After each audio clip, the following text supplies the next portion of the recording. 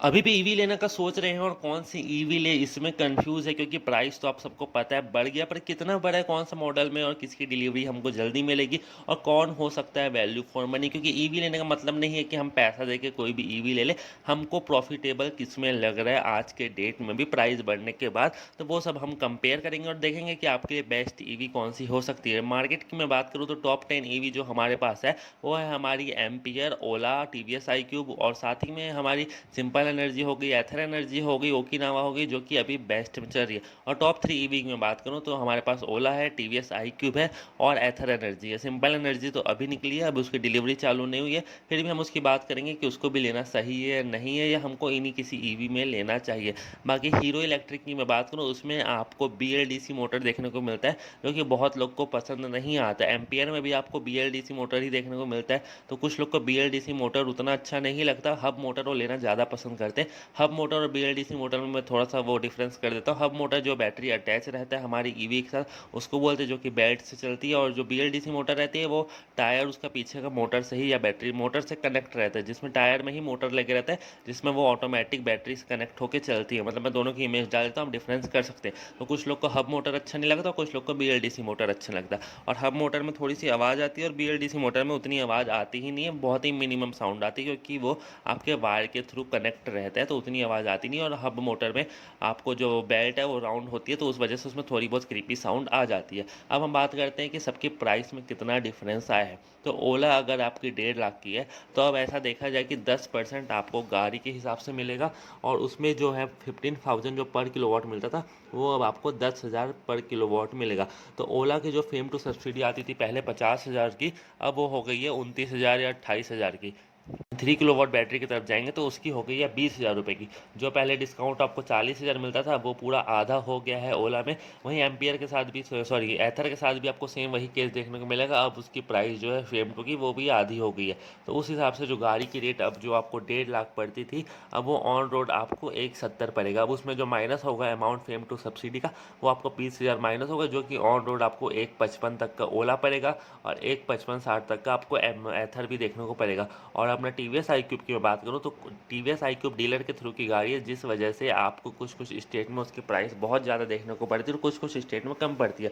और सेम वही एथर के साथ भी कुछ स्टेट में बहुत ज़्यादा, कुछ स्टेट में बहुत कम है। और ओला के साथ भी ऐसा है, बट बहुत ही मिनिमम है। ओला का अगर कोई स्टेट में 1,55,000 होगा तो सबसे कम उसका 1,50,000 होगा, उससे ना कम ना ज़्यादा, ऐसा है। पर TVS आई क्यूब में ऐसा है कि मेरे स्टेट में अगर वो 1,40,000 ऑन रोड पर है, तो दिल्ली में वो 1,20,000 ऑन रोड पर है। मतलब 20,000 25,000, कहीं कहीं जम्मू एंड कश्मीर से मैं कंपेयर करूँ तो वहाँ पे 40,000 का डिफरेंस आ जाता है दिल्ली में और जम्मू एंड कश्मीर में।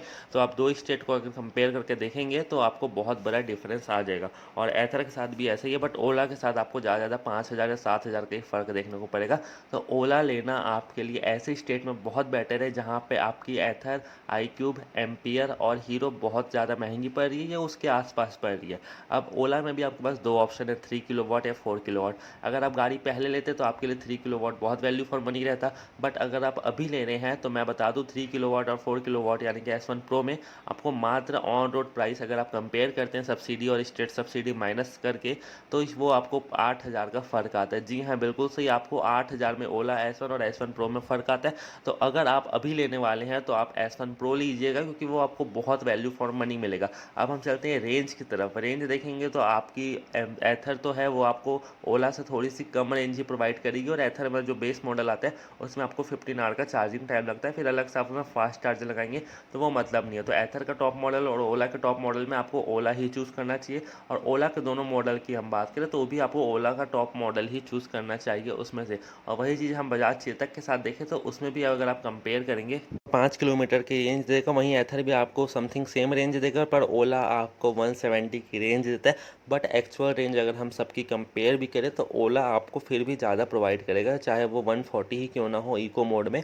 वो ले दे के आपको 150 किलोमीटर ओला आराम से कवर कर देगा, जैसा कि आपको ओला में बहुत ज़्यादा रेंज मिलता है। पर सिंपल वन ने 212 का रेंज का स्कूटर निकाला, बस उसका डिसएडवांटेज बहुत सारा। कल की वीडियो अगर आपने नहीं देखी है कि सिंपल वन के नेगेटिव पॉइंट कितने हैं, तो कल की वीडियो आप देख सकते हैं, उसमें नेगेटिव पॉजिटिव पॉइंट्स आप जज कर सकते हैं कि सिंपल वन आपको क्यों नहीं लेनी चाहिए और किस वजह से आपको उसको कंसिडर करना चाहिए। बट ज़्यादा उसमें नेगेटिव पॉइंट ही, आप उस वीडियो देखोगे तो आप समझ जाओगे।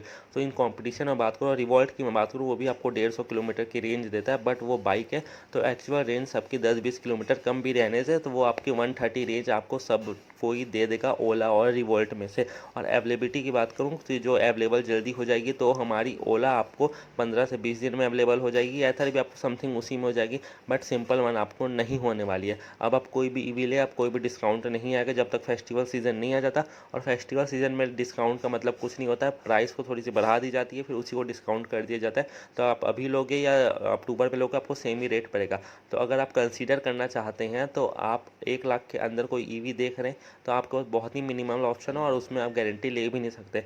बट अगर आप अपना बजट थोड़ा सा ऊपर कर दें और आप 1,30,000 40,000 की तरफ शिफ्ट कर दें तो बेस्ट ईवी में आपकी चेतक आती है, ओला आती है और एथर आती है आज के डेट पे भी। बाकी अगर आप कोई भी ईवी लेते हैं, एम्पियर पे तो भरोसा उड़ गया क्योंकि वो गवर्नमेंट के साथ थोड़ा फ्रॉड कर रहा है, तो एम्पियर की ईवी लेने लायक अभी नहीं है। तो बाकी आप हीरो की तरफ जा सकते हैं, ओला की तरफ जा सकते हैं, टीवीएस की तरफ जा सकते हैं और हमारी एथर की तरफ जा सकते हैं। और एथर टीवीएस की तरफ तभी जाइएगा जब आपकी स्टेट में उसकी प्राइस कम हो। बाकी स्टेट में जिसमें प्राइस ज़्यादा तो आप ओला कंसिडर कीजिएगा। होप करता हूँ आपको पूरा चीज़ समझ आ गया होगा।